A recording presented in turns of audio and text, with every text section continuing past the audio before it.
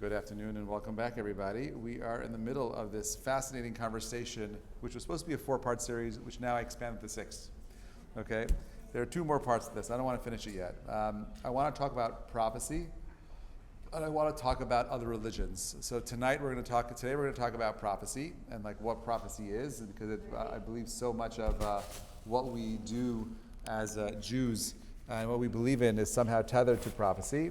And then next week, God willing, we'll go through the claims that other religions make about our own religion. We'll understand what they say, Christianity, mostly in Islam, and then we'll figure out how to resolve all that for ourselves. Okay, so we basically have been saying that God revealed himself to the Jewish people at Mount Sinai. And that's been the claim that I've been making. National revelation is not something we can ignore. Okay, we spoke about the Kuzari argument, we spoke the Resnick framework, we spoke about the chain of transmission to our own day. Remember, all of you now are part of the chain of Jewish transmission, all the way from Moses to Rabbi Volby to me, now to you. So you're all part of that ancient tradition. But there is something I would think, it wouldn't be fair if we ignored the idea of prophecy itself. The question is this: how does an infinite God, an infinite being, an infinite wisdom communicate to a finite human being? How does something with all the wisdom and all the knowledge in the universe go ahead and pass that information to something beneath it? Right? Now, it's important because we believe that the prophecy of Moses, Moshe, his prophecy is important. As a matter of fact, it is singularly important because if his prophecy wasn't a real prophecy, and it's something that he just made up sitting in a cave twiddling his thumb, we're in trouble. I need to know, and the way I kind of get there is like this. I believe that most people don't spend enough time thinking about what it means to believe in a God. And most people have a oversimplified understanding of a infinite being. The question that I often get is, well, if you believe that everything comes from somewhere, right, which is how we get to consciousness in the universe, we see design and we see designer, then where did God come from, right? If everything comes from something, if everything has a beginning, then where's God's beginning? And I think it's an interesting question because it's not a fair question to ask, and I'll tell you why. If we're a character in a computer game, right? If we're living in a virtual reality simulation, right? And we are looking at the nature of the program itself, the program will tell me a little bit about the programmer, but won't ever get me to the understanding of the programmer's reality because his reality is outside of the program. And therefore, there's limitations. So yes, I can ask questions about where all things come from within the program, but I can't do it to things outside of the program. The programmer himself is not defined by the same rules. Clearly, he or she is outside of the program. And therefore, God is outside of space and time. And therefore, for him, obviously, if he's outside of space and time, there is no beginning. Well, how does that work? Well, we're in a program, in a simulation, in a reality where we are unable to think outside of that time, space, continuum, and reality. So let's talk about this, right? If God created the world with purpose and meaning, okay, then how was that purpose and meaning communicated? Because if it wasn't communicated, then that meaning and purpose has no real purpose. There's no way of understanding what God wants. If God created the world to impart something unique to you, a message, right? There has to be a way for that message to get through, otherwise all the structure or the meaning in the universe is pointless. Is that clear? Okay. So look at number one, right? If God wants us to listen to him, right, how could he do that without providing some kind of a reliable way for us to know what he wants from us? If we believe that when I look at the universe and I see all this structure and I see all this design, I see the designer, I know that there's something profound about the universe itself, because I don't believe it self-automates and regulates itself. I had this fascinating thought on Shabbat. There was some sugar that spilled on the counter. It wasn't me, it was somebody else. But I decided to be proactive to help my wife, and I wanted to clean the counter. So I used my hands, because I've seen her do this before, and she takes the sugar and she kind of like pushes it all into the lip of the counter, and then she'll use her other hand and she'll capture in a sweep all the sugar into her hand, cleaning the counter like that. It's only sugar, right? But for whatever reason, I guess my hands were somewhat moist, and when a little bit of water gets onto sugar, it's really hard to get the sugar off. So I went to the sink, I threw out the sugar, and then I went to the sink and I wanted to wash my hands. And I don't know why I had the weirdest thought in my head. I'm like, where does water come from? Like, it's like a weird, I know it's like, we all know what water is because we use it all the time. Here we are drinking it, and we know our brain is made up of water, our bodies have so much water. But if you were building a world of Lego, right? Would you create something wet in a world of Lego? Right? If you think about it, like we live in such a diverse reality. Water is the strangest of the elements. It could be a gas, a solid, a liquid, all at the same time. Right? But in its balanced state, it has this power of like cleansing and cleaning, and I am physical material, very clear with form. Water doesn't have any of that, and its function is to go ahead and to clean away, wipe away, wash away, all kinds of things. For me, when I look at water, water is another testament to a higher power designing a universe that I would never, if I've never saw water in my life, and I had to create my own world, there's no way in my limited imagination I'd be able to think of water. Right? If you're thinking about it did anyone here read Flatlands? Right, I've quoted it several times. It's a book that was written in the beginning of the 19th century by a French mathematician, I forget his name. It's a short book, definitely worth reading. The story is about a two-dimensional character, a circle that is, and we learn about what it's like living in a two-dimensional plane, not being able to see around corners, not being able to see above the corners, stuck in a 2D flat plane. And at some point, this circle has this meeting with a sphere. And this sphere, this three-dimensional circle, is trying to explain what a third dimension looks like. And there's no way to communicate it into a language that makes sense until the sphere says, I'm going to take the circle out of the two-dimension, show him the third dimension so he could see it, and then put him back in. And now the circle is trying to explain to his friends about this third dimension. Right? Good luck. So I see prophecy as something like this. Okay, there has to be some kind of a experience for humanity to connect to a higher level of consciousness. Now, we used to think that consciousness is something that is just in my head. But now scientists are speaking about a field of consciousness. There's a consciousness outside of myself. And I'll give you several examples of this. I don't have the names, but I have it in my notes somewhere. There were two great scientists, one in the United States in the 17th century, another in Europe, who did not know each other, were not aware of the other person's works, and they were both writing about exactly the same ideas in science. How is that possible? How do you have, and this is a global phenomenon around the world, where you could have two people who are thinking very deeply about ideas in history, people that are unaware of the other. For example, the Maharal of Prague lived all the way in Prague, and the Arizal, the famous Kabbalist in Tzfat, never met each other.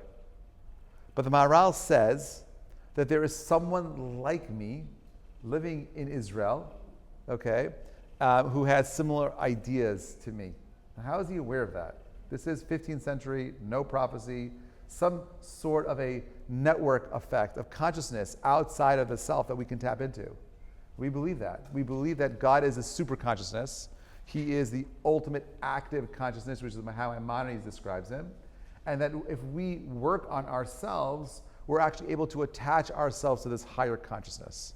We're able to actually gain information from this higher consciousness.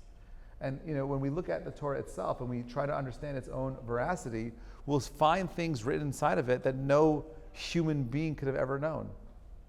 And you would never want to write things in the book itself that can be easily disproven unless you're getting this information from a source that is outside of the second dimension, coming from a third dimension. Did I lose everybody? Is this too early for Wednesday to have this conversation? I just feel like, okay, if I'm going too fast, let me know.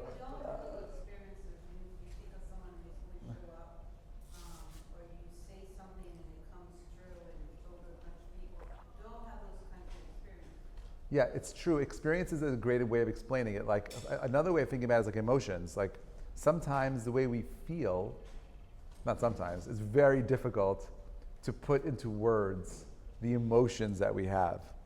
Very difficult to externalize emotions into words that are meaningful and palpable to another person. There are experiences, it's true, but I'm talking about knowledge. I'm talking about like 1 + 1. I'm talking about fraction. I'm talking about science. But the reason we can relate to it is because we do have certain experiences. Yeah, no, it's true. We do. We definitely do. Okay, let's get into Maimonides. Look at over there. Belief in prophecy is a principle of faith. Okay, Maimonides. The sixth principle of prophecy, that is to say, that a person should know that among human species there exist individuals possessing of very lofty qualities and great perfection, whose souls become prepared to receive the form of the intellect. Then this human intellect joins with the active intellect, and a noble emanation flows upon it. These are the prophets, and this is prophecy. Okay, so prophecy is not an option in Judaism. It is a feature. It is part of the 13 principles of faith. As Jews, we believe that there is prophecy.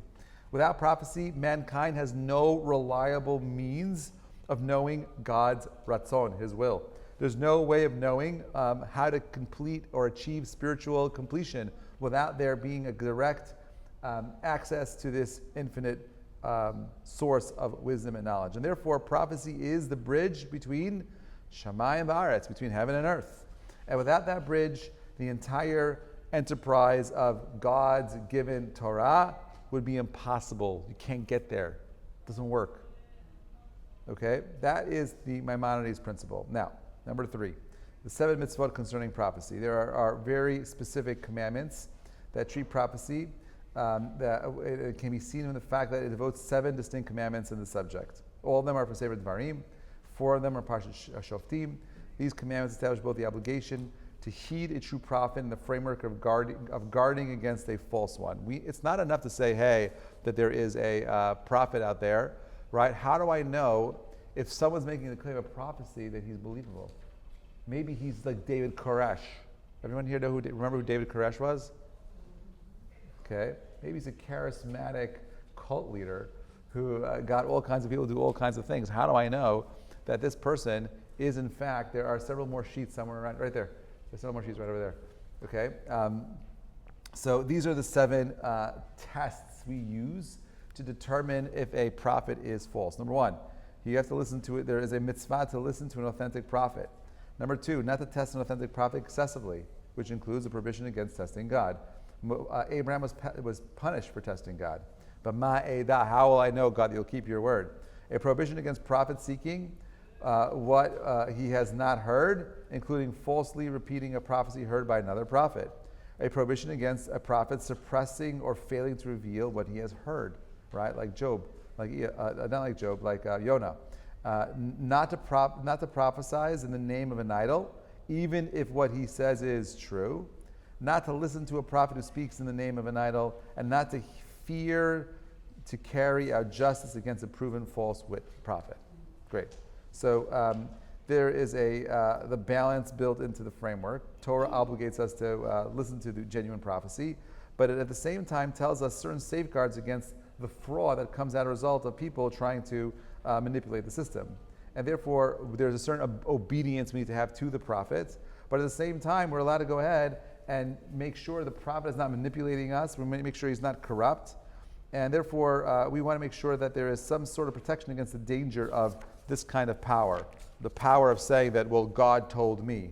Now, if you remember, what we spoke about last time was that, in the second class, was that what makes our experience at Sinai unique is that it was not to an individual.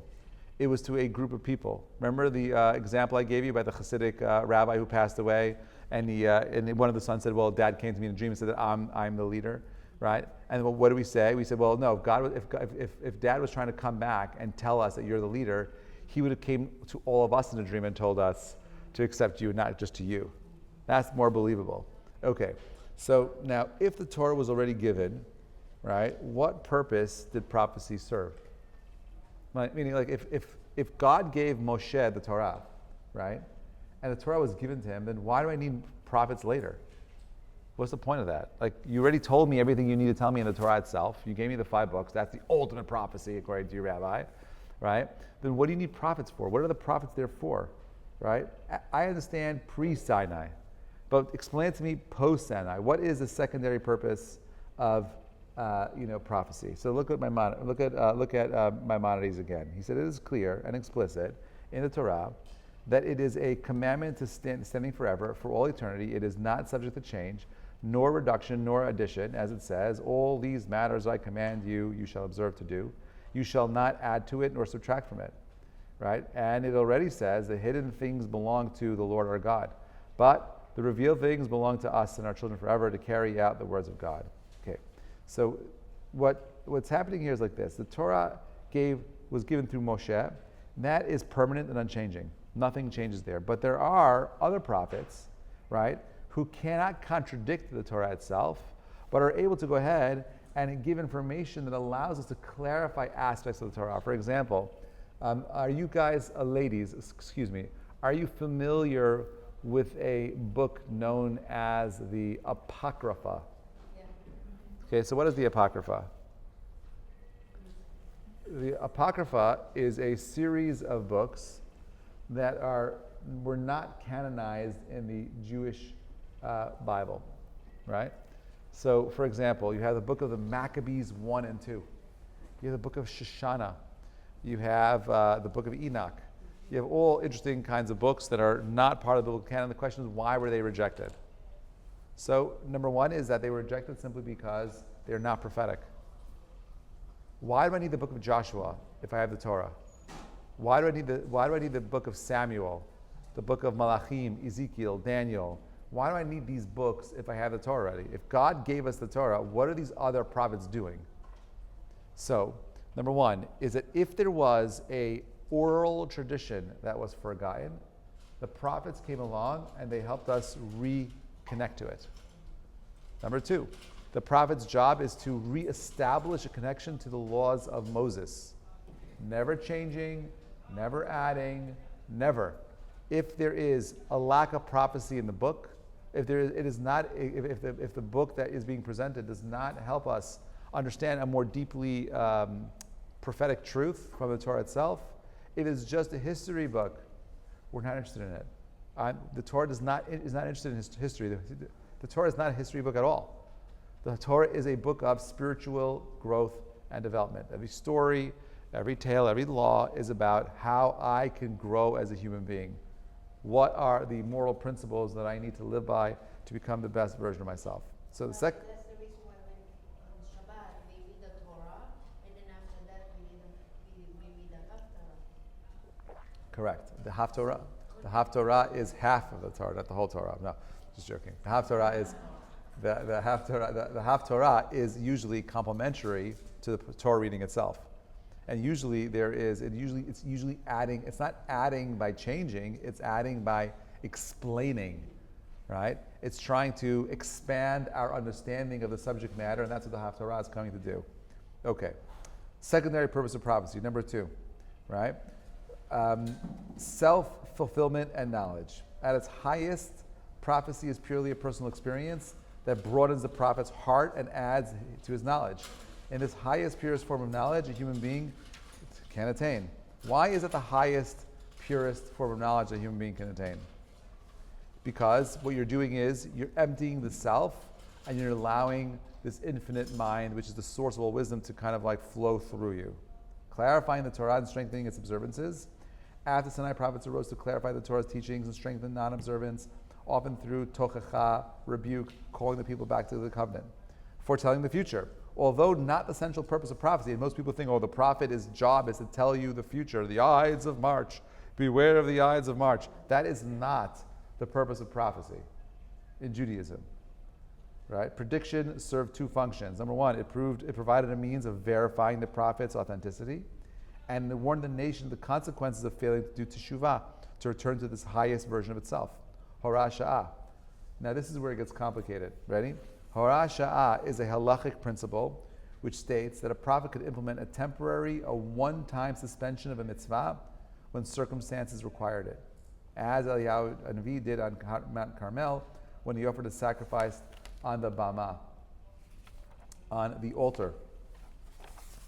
The one absolute exception, which no prophet could ever suspend, even temporarily, was the prohibition of idolatry. No matter what you did, there was nothing you could do with it. So now, a prophet could clarify, he could strengthen, he could warn, right? And in extraordinary circumstances, he could suspend the single commandment for a specific moment in time, but not forever. No prophet could ever, number one, alter the permanent content of the Torah, right?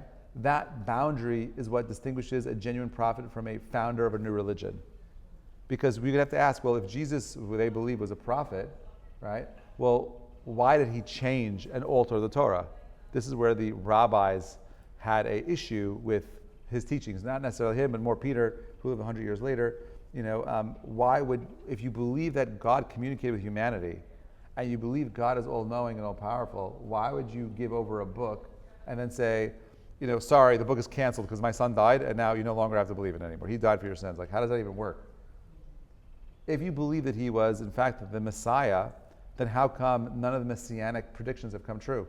Where are the wolf and lamb living side by side? How come we still don't have peace? Why do we still have war? Right? None of those things are a reality. So we reject these ideas. We'll see more of that next week, God willing. Okay, let's talk about the nature of prophecy. Okay, highest form of clarity. The way I like to think of prophecy is like this. If Judaism is a system for personal development and greatness, which is why I believe I've said this before, Judaism is a system designed for peak performers that want to live a life of excellence. You want to be what's that? I said Judaism is a system designed for peak performers that want to live a life of excellence. Right? If you want to be an Olympian, you can't eat whatever you want. You can't dress however you want. You can't go to sleep whenever you want. Greatness demands some sort of sacrifice. There has to be something that you're willing to, surrender to if you want to be great. It's the long hours, it's the hours in the gym, it's perfecting your stances, your moves, and so on and so, building your strength. It's a very difficult process, right? And therefore, Judaism as a system wants you to be proactively working on greatness, your personal greatness. And if that is in fact true, the system should lead me to something, right? If I'm going to be an Olympian, then at the end, hopefully, I win the gold medal, right? But if we follow Judaism to the very end, we practice all of its, precepts, we follow its laws, what do I get? What's the prize at the end of it? Is it just like eternity? Is it just sitting there and eating grapes in heaven? And we know what other religions believe. I think the idea of having 70 virgins is terrifying. I'm not really sure what Christianity's vision of heaven and hell is, but that's also terrifying. So what do we get? What's the prize? Now, what's interesting, by the way, in Judaism, the prize isn't after you die. The prize is in this material world, right? And the ultimate gift that you can have, this is based on the Ramchal, and we'll see this again soon. Ramchal was Rav Moshe Chaim Luzzatto. He lived in the 17th century. He was Italiano, okay? He was Sephardic. He was clean-shaven, wore a red cape, Renaissance clothing, the poofy shirt, the poofy pants, and was eventually chased out of Europe because they believed that he was a Shabtai Tzvinik. They believed that he was a Mishachist, and therefore he was a danger to the Jewish community there, and he was chased out of Europe. He wrote, I think, some of the most important works for the modern day. People don't know this, but he was a child prodigy. He wrote plays in Hebrew, not religious texts. I'm talking about like fun plays in Hebrew. He finished writing Derech Hashem, which is a encyclopedic work. It's not an easy book, but we could do that at some point. He wrote Mesilat Yesharim. He wrote Datunot. And the books that he wrote are each one is like just genius level books, super important books. He was chased out of Europe and ended up moving to Tiberias. His wife and two children all died in a plague, in a famine in Tiberias. And he ended up selling all of his manuscripts to survive. He was left with nothing. He died at the age of 39. He was buried next to Rabbi Akiva because he believed that he was a reincarnation of Rabbi Akiva. Rabbi Akiva became religious at 40, and he believed that he was here to kind of like fix the first 39 years of his life. Anyway, so the Ramchal says that that prophecy is a structure that allows us to have the most greatest prize in the universe, which is a connection to God. If you believe that God is the greatest good, then there is no greater good than having a connection to the source of all goodness. Yeah? Are you with me? And therefore, prophecy would be the ultimate expression of a relationship. If you think about it, the husband-wife paradigm expresses itself at its peak in this intimate relationship between husband and wife, right? And a healthy relationship, right? In a relationship between man and God, that peak relationship is expressed through this prophetic moment, where it's literally like you and God kissing, so to speak. And in that moment, there's an exchange of information, not just saliva, but an exchange of information, right? That is imparted to the practitioner of the individual that has worked so hard to develop themselves into the vessel that is able to carry, so to speak, this moment in time where they're connected to this ultimate source of goodness, right? It's not just something that's imparted to a random person, right? Prophecy is a deep connection to the source of all things. And there's a whole process. If you want, at some point, we could go through what are the steps necessary to take to achieve some level of prophecy. It's not easy. It requires a tremendous amount of mental clarity. It requires a clarity of moral character. It requires a certain kind of discipline, not being overly taken by your lusts and your passions and so on and so forth. Prophecy was about intellectual clarity. It was about having this powerful experience where you were literally able to connect to God in its infinite form. Now, as a result of that experience, the individual watching the prophet going through his prophetic moment, we would see something that looks like epilepsy. A person falling down to his knees, his hands coming all the way up, his head up, his eyes rolling back, and his body shivering. Right? That is what prophecy looks like at its core. There's a lower level of prophecy when you're sleeping. All right? There's different degrees of prophecy. We'll see that also. But at the core, what the prophecy of Moses, for example, was such where there was none of that. He was on such a refined level and state that the prophecy flowed through him, kind of like a AI, just like searching the answer and like having it. It was so easy for him to connect because he was so refined. But most prophets went through this, powerful experience that forever shaped them and changed. They knew that whatever they were communicating with was not human. It was an intelligence that was outside of them, and it forever reshaped them and changed them. Okay? Any questions? All right, personal qualities for the prophet, which is what we touched on. Exceptional wisdom and intellect. Okay? First and foremost, the prophet had to be a person of exceptional wisdom and intelligence. Chacham, Rabbi Hirsch explains the reason. Only a mind that has developed into its full human capacity can have the understanding to grasp the meaning of the word of God and hand it accurately to others. The purpose of that prophecy wasn't just to say, oh, I love you, mwah, mwah, mwah, mwah. It's about to help humanity become better. The full function of a human being is to be a lover of life.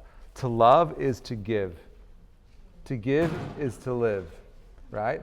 So the prophecy builds upon, it doesn't bypass the full development of human wisdom. So Rav Shimshon Raphael Hirsch says as follows: only a mind that has developed its full human capacity can have the understanding, the grasp, the meaning of the word God, and hand it on. Judaic truth knows nothing of the miracle of God, which suddenly makes the simpleton of yesterday into the wise and inspired genius, the man of God of today, right? This is an important statement. Rabbi Hirsch is saying he's rejecting the model of prophecy common to other religions and traditions. In order for you to be a Navi, to have prophecy, you have to be a disciplined human being. You have to be someone that's working really hard to refine the mind and find truth, to be the vessel that can hear the truth and impart the truth. And I think this next part is even more important. The prophet had to be a person of complete objectivity, free of self-interest. He had to be wealthy, he had to be intelligent for all these reasons. A person that was required nothing for himself and seeks nothing for himself can look upon reality with complete objectivity, free of even subconscious self-reference. That is necessary for a true messenger of God, right? A person driven by ego, ambition, desire will inevitably distort whatever he or she perceives, bending the information to serve his or her own needs. Only a person who has transcended self-interest can serve as a clear channel for a message that is not his own. I don't want you to be you. If you're going to be my messenger, I need to know that you're willing to let go of an aspect of your identity to create something different. So it's more for the people? It's Only for the it's always for the people. Okay. Like it's not prophecy, it's not for yourself. Like it's a message to get out Yes, to everyone else. correct. It's not something you hold to yourself. It's something you're supposed to share with humanity. How am I taking this information and sharing it? And if you think about it, it makes so much sense to me, right? If, in fact, God is the ultimate lover, right, and we're supposed to emulate God, to be a lover means to ask how I can serve, right? Again, going back to the husband-wife paradigm, marriage, a healthy marriage, is when two people are willing to give to one another unconditionally. And a healthy marriage, right? I want to do for my spouse everything I possibly can to make her happy. That's what real love is. I want to do everything to make that person happy. I don't want to hold anything back. And the more that I'm able to give, the more I know I'm able to love. And the more I'm able to give and love, the more I'm able to connect, and vice versa. Same with her. That is what we're here to do. We're here to allow the experiences around us to help us grow into becoming something more. More sensitivity, more understanding. My wife isn't the opposite of me in so many realms, right? I deeply love her, but sometimes she drives me crazy.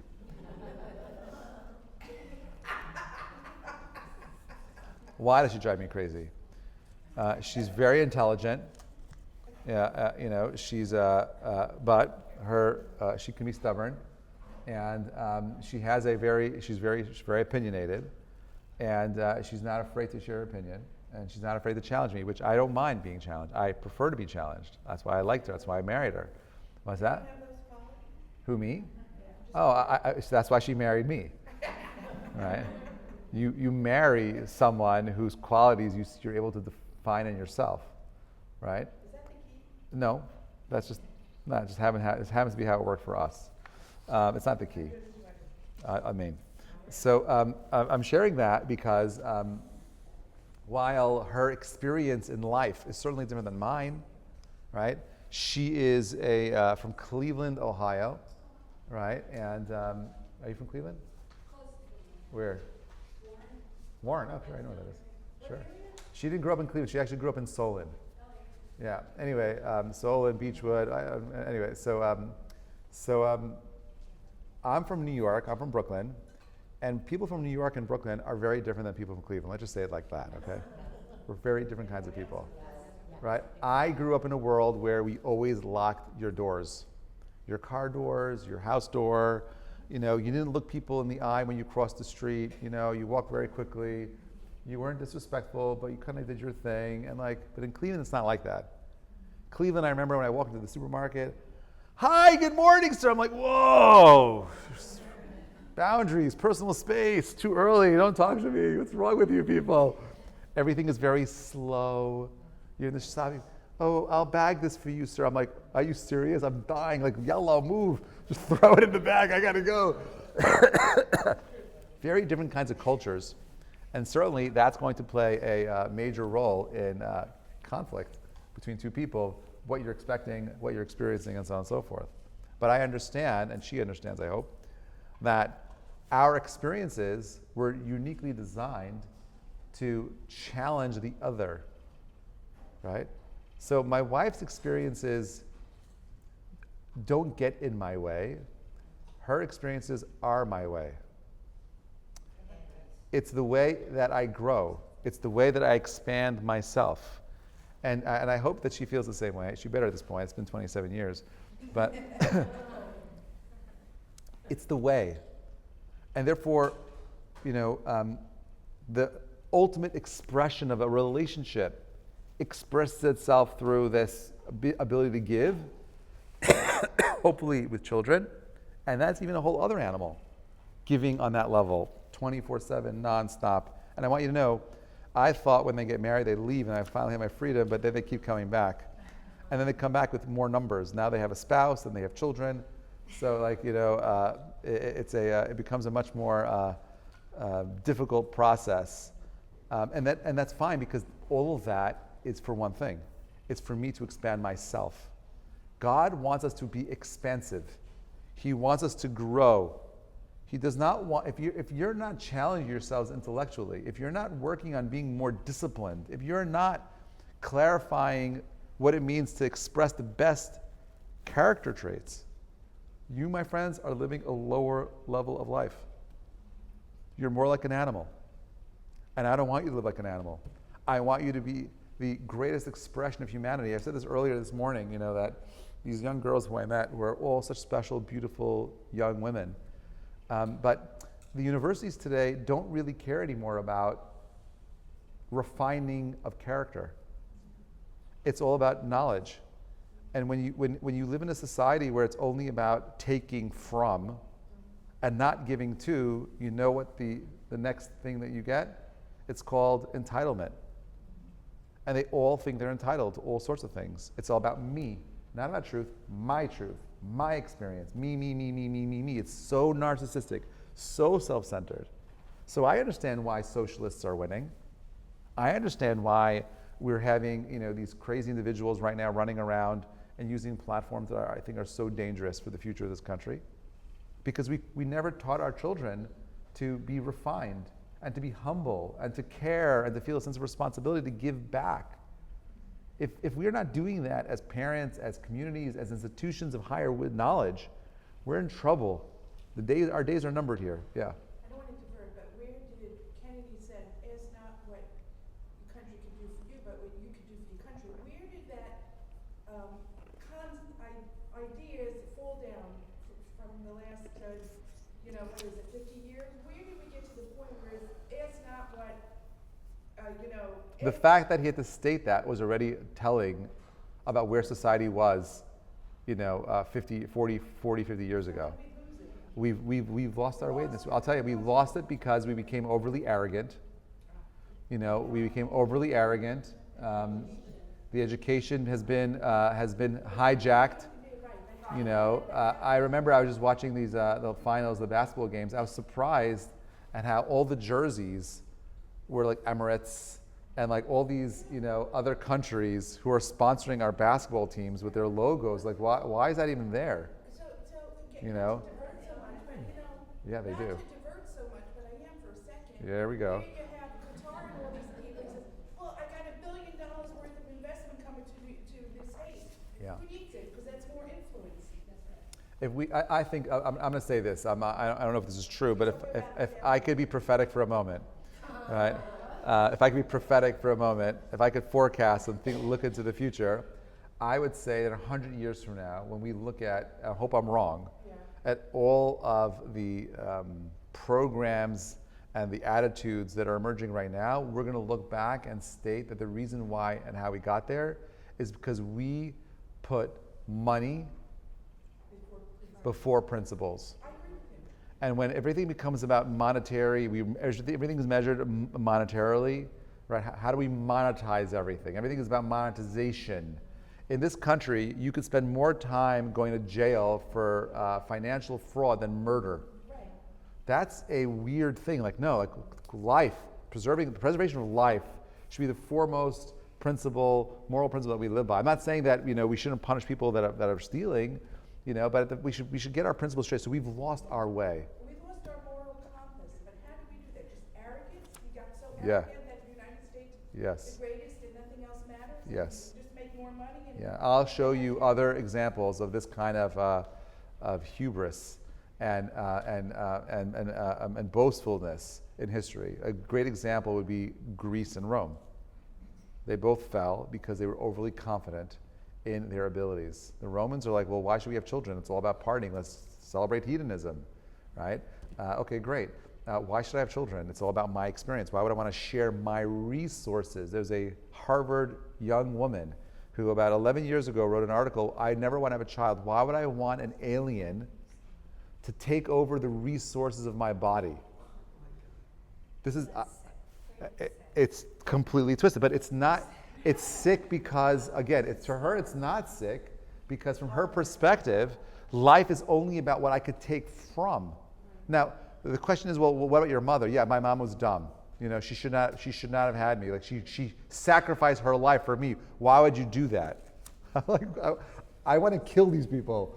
It's such a gross thing to say. I feel dirty even repeating it, right? But that's what happens when you live in a society that's only thinking about taking. So yes, prophecy, and this is, is all about sharing of, giving of. Everything we do, as even our learning, we say that Torah learning is the highest principle you can be involved in. If your learning does not lead to action and giving, there's something broken with your learning. The prophets say that someone who learns without action is like a tree without fruit. The function of the tree is to provide something back to the world. The purpose of learning is to motivate you to go and give something back. So yes, the prophet is expressing that same idea, yeah. Is the end of days part of it that everybody becomes so arrogant and whatnot? Is this part of the process? Obviously it is, but is this like, you see closer and closer because we're really getting out of our whole purpose of being here? Yeah, I think we are. I mean, there's no one answer. There's several answers. I'm just giving like snippets. Yeah. I think there's several things all combined together. I think that we killed God in this country. We killed God. We killed the family unit. Again, I'm not saying we should discriminate against people who are gay.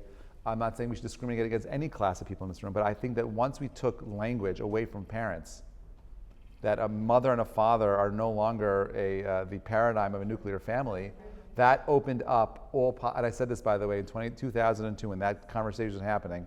I said this 24 years ago, that we were going to be in a country where we were going to completely change family unit. It's going to be the destruction of the family in this country. We've got rid of God. Once you get rid of God, you get rid of marriage. So you get rid of God and marriage, you have all kinds of abominations that are waiting at your door.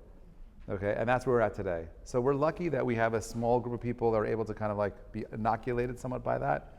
But the world around us is going to become very turbulent because of it.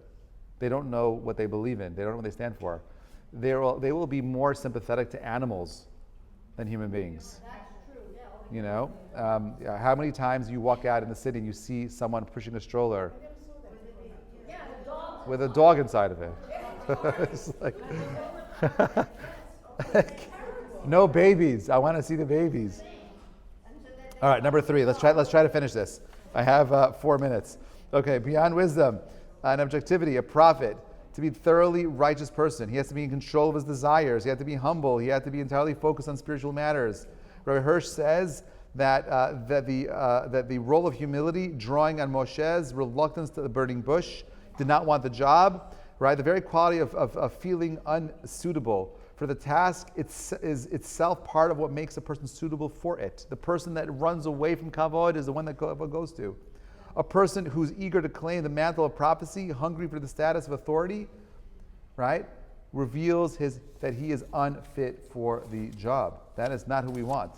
And therefore, the consequence of these stringent requirements was simple and decisive. Any claim to a prophecy by a person who lacked these qualities was simply ignored. Right? So how was prophecy verified? Okay, there was a rigorous mechanism determining which prophecies were genuine and which were not. They therefore had to weigh distinguish between truth and falsehood. Maimonides, okay, not miracle. A prophet who arises and tells us that God has sent him does not need to perform a sign like the signs of Moses, or like the signs of Eliyahu and Elisha, which involve a change in nature or the natural order. Rather, the sign will be that he predicts things that are to occur in the world and his words come true. If even a small detail of what he said fails to come true, we know with certainty that he is a false prophet. He has to give you an accurate, detailed prediction, and it has to be positive. It can't be negative. It can't be like, tomorrow there's going to be an earthquake. Tomorrow there's going to be a thunderstorm. That is not it has to be a positive, specific. Tomorrow at 2 o'clock in this location, this is going to occur, and it has to be positive, not negative. Negative things happen naturally. Positive things are outside of nature, and therefore, that's what he has to go ahead and share. If he can't do that, then he is a false prophet. Number 2, a prophet has to be tested repeatedly. Okay, how do I know that maybe he got lucky that one time? That's not a luck. We're not taking Lot over here. He has to prove to me that he, in fact, is a prophet that is worth listening to. If there's no overlapping checks, there's no system of multiple times where we could verify his claim, we reject him. Okay, now, why do we believe in prophecy at all? Right? And why do we accept the tests for verifying prophets? And the answer is Mount Sinai. Look at Maimonides again, Mishnah Torah. Israel did not believe in Moshe because of his signs he performed. For one who believes on the basis of signs has doubt in his heart, which means that no matter how many miracles I show you right now and prove to you that I am a man of God, I'm not saying I could do that, but let's say I could, right? I could make fire appear right now, and I could go ahead and open up portals, and I could make money fall out of the ceiling, right? I could do all kinds of funny things. If your faith rested on that, you'd still walk around with doubt. That is not enough for you to go ahead and have belief. Since it is possible that a sign was performed through magic or sorcery. Rather, all the signs Moshe performed in the wilderness, he performed because they were needed, not to bring proof of his prophecy. In what did they believe? In the revelation at Sinai. For our own eyes saw, not as strangers, and our own ears heard. Faith built on miracles always carries a residue of doubt, because miracles can be attributed to sorcery, trickery, and all kinds of other things. And therefore, right, the prophecy of the Jews at Sinai was the mechanism that proved Moshe's prophecy was true, because again, a national revelation, and the witness factor. You can't fudge the witnesses that saw all those things at Mount Sinai. Okay, number 3, absolute boundary. A prophet cannot contradict the Torah. This is important. Okay, one very important safeguard, and this is the most important of all. No matter how accurate the prophet's predictions are, no matter how impressive his signs, he can never contradict anything written in the Torah. You can't contradict the Torah laws. A prophet who comes and is asked us to violate one of the commandments, all right, like for instance, like you no longer have to keep kosher, you no longer have to keep Shabbat, like some prophets before. We reject those claims, right? That does not work. That boundary hinges on what we're going to talk about next. Okay, now, number 7, prophecy stopped. Why did prophecy stop? Okay, even though we love prophecy, we still have something called Ruach HaKodesh. I'm going to fly through this right now because I want to come to an end over here. Prophecy stopped for several reasons. Prophecy stopped because we no longer have the temple. The temple was a vehicle for a higher level of spiritual growth and clarity. God's Shekhinah is in exile, which means that there was a consciousness that was closer to humanity on the earth. Now it's further, it's out of reach. We still have something called Ruach HaKodesh, right? A divine inspiration, but that is not prophecy. We lost it simply because we are no longer on the spiritual plane where we are able to receive that kind of connection. God, so to speak, divorced himself from us when he destroyed the temple. And to the point where many Jews believe that Judaism is broken. You no longer have to practice it because God broke the covenant when he rejected us, even though we don't accept that. But I can understand why someone would feel that way. The system of Judaism is meant to lead to this ultimate union and connection with God, right? This moment of complete clarity. That's gone. So if that's gone, who says I still have to do the rest of it? And I can understand that argument, but I would say, like, my counter argument would be that Judaism is not just about nevuah. It's also about moral clarity. It's about refining of the heart and soul. And therefore, even though I can't attain prophecy, the rabbis for the last 2,000 years who've been passing down their ideas and their refining of concepts within Judaism are all about one thing. It's not about control.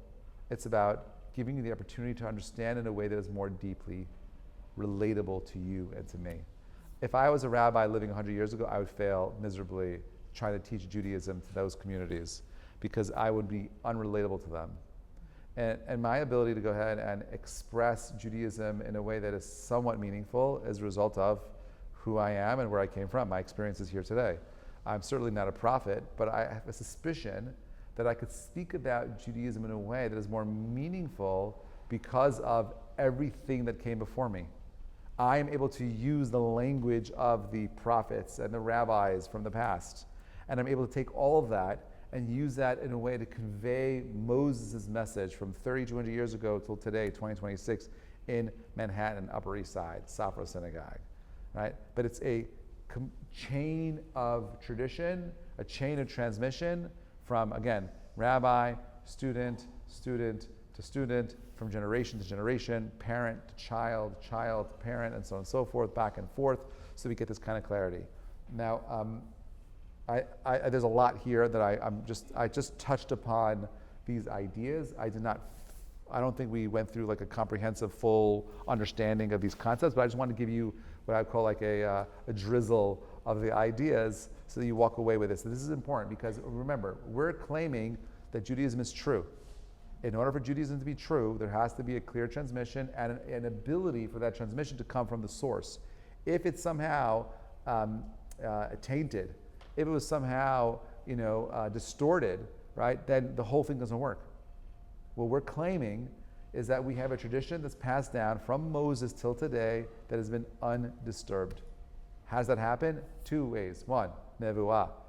Later prophets were able to go ahead and clarify Moses' teachings, and once prophecy was lost about 2,500 years ago now, after the destruction of the first temple is when we lost it, we had something called Ruach HaKodesh, which was a spirit of God, so to speak. It doesn't carry the same weight, but it was more divine inspiration. So for example, like Rashi, if you were to try to go ahead and just copy by hand everything Rashi wrote, it would take you more than your life to do it. That's how much he wrote. Where did he get that ability from? We believe that's divine inspiration, right? Some people are gifted. I'll give you a better example. Ready? Someone that you all know. There's a man by the name of Rabbi Shlomo Farhi. Okay? Rabbi Shlomo Farhi has something called divine inspiration. I'm telling you. His unique way of expressing himself and his words, okay, that's a gift from God. It's a gift from God for our generation, and we got to appreciate where it comes from. It's not him. I'm a gift differently. I know that I'm the mommy. I know that, right? But he's the daddy. But anyway, we'll end with this. God willing, next week we'll pick up on the idea of clarifying the accusations and claims that other religions have made against Judaism, and let's see how we could kind of push back and see if we could maintain the authenticity and the authority of our faith intact today. Yeah, I'll take questions.